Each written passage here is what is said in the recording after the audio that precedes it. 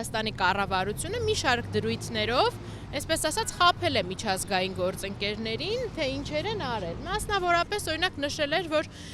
իրենք այստեղ ամեն ինչ անում են, ընտանիքներին աջակցում են, նույնիսկ հոգեբաններ են ներկայացրել, որպեսզի այդ լուրը,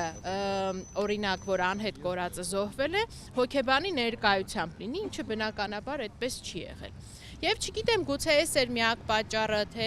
ուրիշ այլ պատճառներ էլ կային ստելու հանգամանքների հետ կապված, բայց իմ տեղեկություններով Հայաստանի իշխանությունների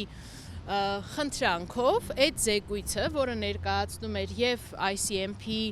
առաջարկությունները խնդրի լուծման ուղղությամբ, ICMP պաշտոնական կայքից հեռացվել է։ Եվ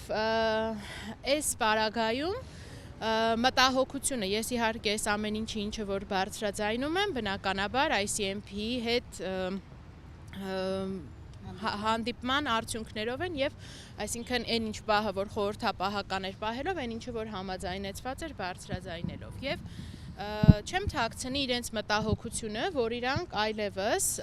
ասում են, եթե նախկինում մեր մտահոգությունը հիմնականում Ադրբեջանն էր, որ կարող է խոչընդոտել անհետ կորածների ճակատագրի պարզմանը, ապա հիմա հասկանում ենք, որ նաև խոչընդոտում է Հայաստանի Հանրապետությունը։